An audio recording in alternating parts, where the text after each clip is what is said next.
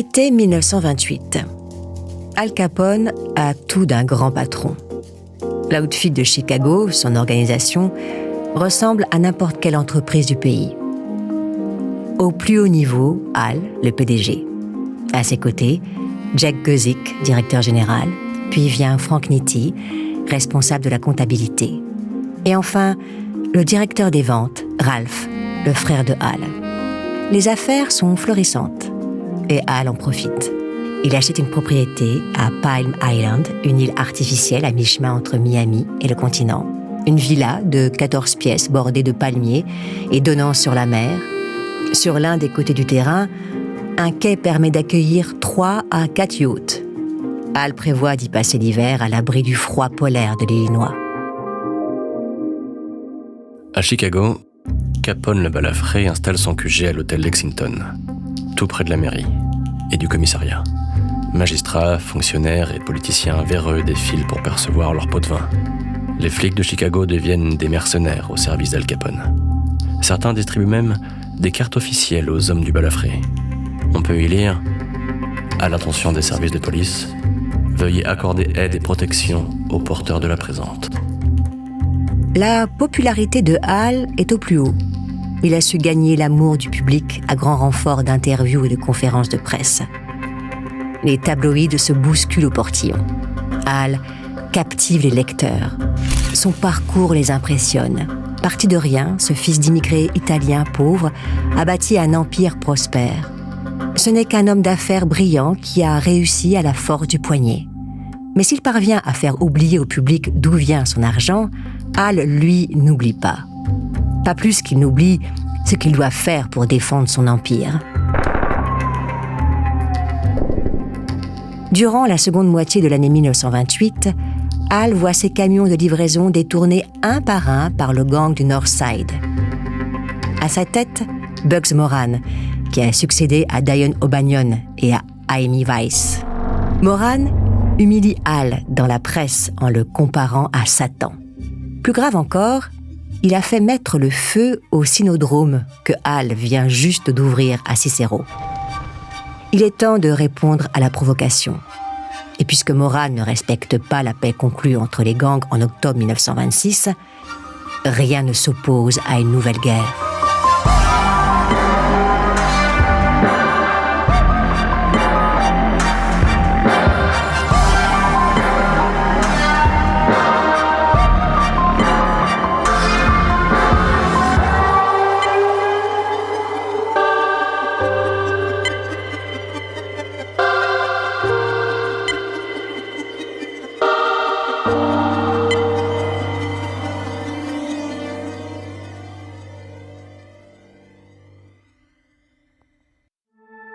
« 14 janvier 1929, 10h30.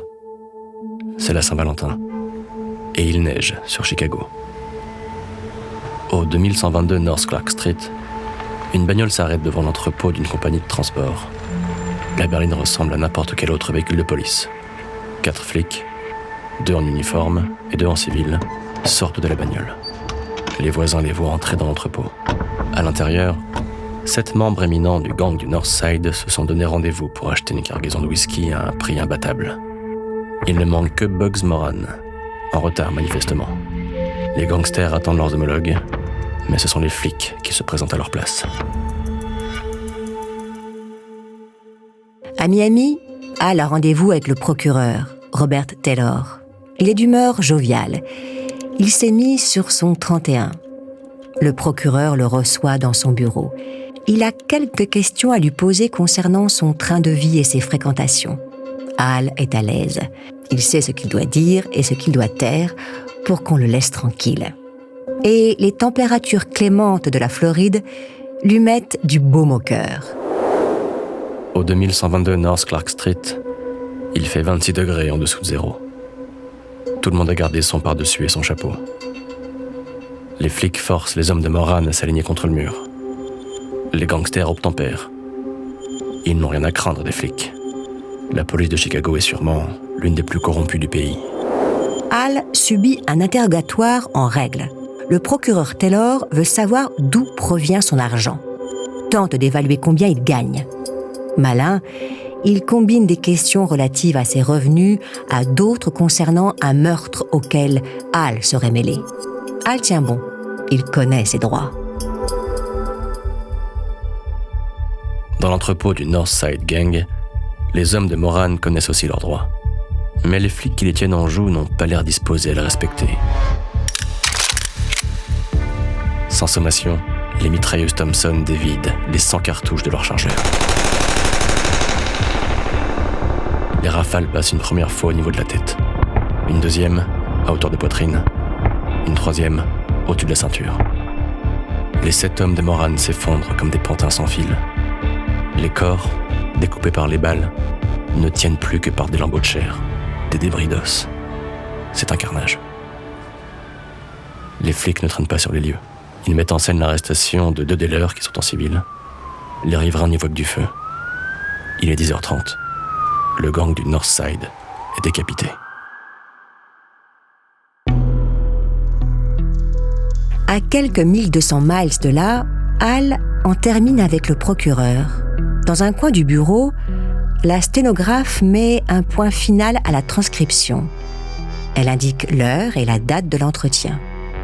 14 février 1929, 10h30. Hal vient de se faire un alibi en béton.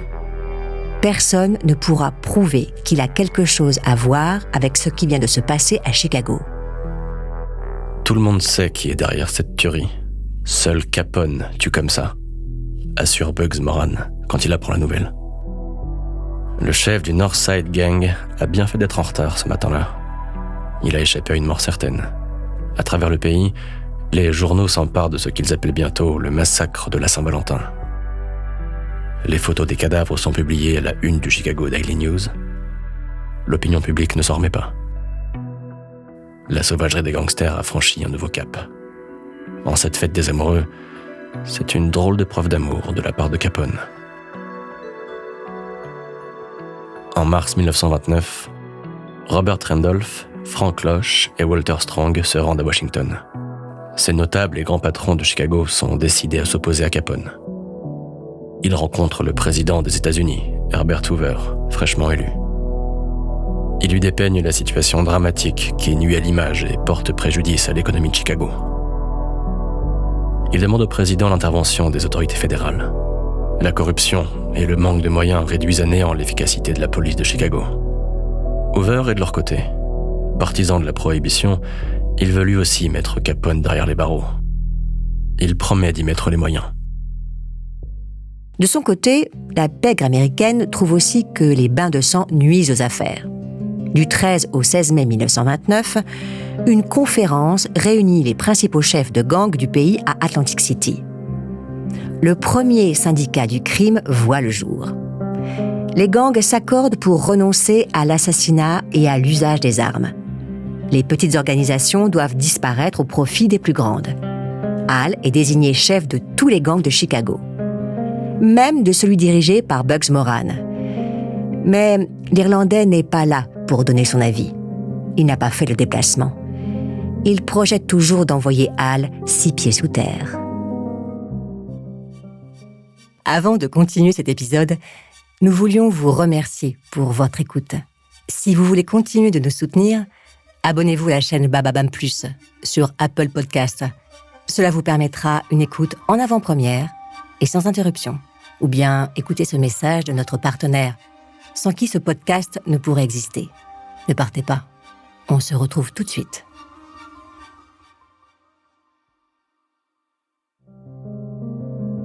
Le 16 mai 1929, Al Capone est interpellé à la sortie d'un cinéma de Philadelphie. Les flics trouvent un calibre sur lui et l'embarquent pour port d'armes prohibé. Il est condamné à la peine maximale. 1 an de réclusion qu'il doit purger à l'Eastern State Penitentiary. Les autorités locales se félicitent. Elles ont mis le plus grand des gangsters sous les verrous. Mais Hal a tout prévu. Il connaît l'un des 2 flics qui l'a serré. Il s'est laissé prendre pour se mettre à l'abri. Comme Torrio après sa tentative d'assassinat. En tôle, il est à l'abri de ses ennemis. Depuis sa cellule de l'Eastern State Penitentiary, il continue de diriger ses affaires. Hal est le grand gagnant de la guerre des gangs de Chicago. Sa fortune est immense, 50 millions de dollars environ. Et l'outfit génère 120 millions par an. À 30 ans seulement, Hal est le grand patron du crime de Chicago. Et personne, même pas Bugs Moran, n'a l'envergure pour lui tenir tête. Le 28 septembre 1929, au service d'application de la prohibition de Chicago, un jeune agent de 26 ans revient de sa pause déjeuner. Sur son bureau, un mémo du procureur fédéral. Il est convoqué à 16h. Cet agent, Elliot Ness, vient d'être choisi pour affronter Al Capone sur son terrain. Ness a carte blanche pour lutter contre son gang et récolter des preuves de violation sur les lois de la prohibition. Il réunit autour de lui 10 intrépides qu'il sélectionne minutieusement. Il étudie leur passé, leur train de vie, leurs convictions. Il choisit des célibataires, sans attache. Des jeunes avec un mental d'acier et un physique de boxeur. Des hommes capables de tenir les courses-poursuites dans le trafic dense de Chicago. Mais avant tout, des hommes incorruptibles. Depuis sa cellule de l'Eastern State Penitentiary, Hal apprend les faits d'armes de Ness et ses hommes. Les agents fédéraux ont équipé d'un camion de 10 tonnes d'un pare-choc en acier pour enfoncer les portes des distilleries. À l'aide d'une échelle de pompiers, les Feds grimpent sur les toits pour couper toute retraite aux gangsters. 19 distilleries et 6 brasseries sont saisies, leur matériel détruit. Il y en a pour plus d'1 million de dollars. Hal enrage. Ses revenus fondent comme neige au soleil. Et il n'est pas au bout de ses peines. Elliot Ness et son équipe ne représentent qu'un des 2 volets du plan de bataille des autorités fédérales. De son côté, l'Internal Revenue Service, le fisc américain, cherche à faire tomber Capone pour fraude fiscale, l'exposant à une lourde peine de prison. Le balafré n'a jamais rempli de déclaration de revenus. Or, tout contribuable percevant plus de 1 500 $ par an doit s'y tenir. Et le train de vie de Capone témoigne de rentrées d'argent très supérieures à cette somme. Encore faut-il le prouver. C'est Frank J. Wilson qui est chargé de l'enquête fiscale. Il fait face à une montagne. Capone n'a jamais ouvert de compte en banque. Il n'a jamais rien acheté sous son propre nom. Il n'a jamais endossé de chèque. C'est comme s'il n'avait aucun revenu, ne faisait aucune dépense. Pour l'administration fiscale, Al Capone est un fantôme. Mais Wilson est tenace. On lui a confié une mission. Il ira jusqu'au bout. Son but, démontrer que Capone est bien propriétaire de ses brasseries, distilleries, tripots et bordels, dont il tire des millions. Hal est persuadé d'être protégé du fisc par la Constitution américaine. Le 5e amendement donne droit à tous les citoyens du pays de refuser de s'incriminer eux-mêmes. Or, déclarer des revenus illégaux reviendrait à s'accuser des crimes et des délits dont ils proviennent. Mais Hal ignore que depuis 1927, un arrêt de la Cour suprême stipule que tout contribuable est redevable de ses impôts, même s'il perçoit de l'argent sale. Le 29 octobre 1929, il le découvre douloureusement. Ralph, son grand frère, est condamné pour fraude fiscale. Il a dissimulé au moins 974 000 $ à l'État fédéral. Ralph doit s'acquitter d'une amende de 10 000 $ et écope de 3 ans de prison. Hal tombe des nues et engueule son frère. Ralph a trop parlé. Il a mis trop d'informations compromettantes par écrit. Pour ne pas subir le même sort, Hal s'offre les services d'un avocat fiscaliste réputé. Cette victoire des autorités fédérales est éclipsée par le krach de Wall Street. Du jeudi 24 au mardi 29 octobre 1929, la bourse américaine s'effondre. C'est le début de la Grande Dépression, la plus grande crise économique de l'histoire. Chicago est durement touchée. Des milliers d'habitants perdent leurs emplois et leurs maisons. L'État fédéral est pointé du doigt. Et le président Hoover doit plus que jamais prouver que le peuple américain fait le bon choix en le plaçant à la tête du pays. À Chicago, il reçoit le soutien d'un comité secret composé de 6 hommes parmi les plus influents de la ville. Seule l'identité de son porte-parole est connue. C'est Robert Randolph, l'un des hommes qui s'était rendu à Washington pour réclamer l'aide du président Hoover. Le 18 février 1930, il annonce par voie de presse la création du comité et lance un appel à contribution à tous les hommes d'affaires de la ville. Puisque les autorités sont fauchées, à eux de financer la lutte contre le crime organisé. 800 hommes d'affaires répondent à l'appel de ce que tout le monde nomme désormais The Secret Six, une société mystérieuse pour lutter contre la pègre. De quoi faire les gros titres et de l'ombre à Capone.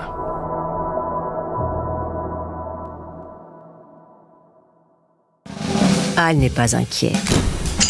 Il est encore largement dans la lumière en ce printemps 1930. Il est un héros populaire. Les cars de touristes s'arrêtent devant son QG. On écrit des livres sur lui, on tourne des films sur sa vie. Et Al sait entretenir la légende. On dit qu'il est dans l'illégalité, mais tout le monde l'est, car tout le monde boit. Et la loi n'apaise pas la soif. Son business à lui, si. Il ne fait rien de mal. D'ailleurs, en mars 1930, il est libéré pour bonne conduite de la prison de Philadelphie. Il s'empresse d'aller célébrer sa relaxe à Cicero, son ancien fief. 4 jours après sa sortie de prison, Al se présente spontanément aux flics. Il sait qu'on veut le voir à propos du massacre de la Saint-Valentin. Sa venue provoque la stupeur. « Je crois que vous me cherchez. » Les flics n'en reviennent pas de son culot. Al se plie à l'interrogatoire des inspecteurs. Il clame son innocence, comme d'habitude. Les flics n'ont aucune preuve, comme d'habitude. Al ressort alors libre et blanchi. En cette nuit d'été 1930, Frank J. Wilson est découragé par l'ampleur de son enquête. Il doit éplucher des millions de documents saisis dans les établissements de l'outfit. Il n'en voit pas le bout. Alors il fait un peu de rangement pour y voir plus clair. Il part à la recherche d'un classeur pour caser son fatras. Il en trouve un dans le couloir qui conduit à son bureau. Un dossier s'y trouve déjà. Wilson le tient d'un procureur mais ne l'a jamais ouvert. Il en prend connaissance, par acquis de conscience. Son abattement s'évanouit en un clin d'œil. Il tient entre les mains des livres de comptes saisis en 1925 à Lawson Smoke Shop, le tripot de Cicero. En bas d'une page, une note lui redonne tout l'espoir qui lui faisait défaut. Frank a payé 17 500 US$ pour Al. L'agent fédéral Frank J. Wilson a enfin une piste pour inculper Al Capone pour fraude fiscale.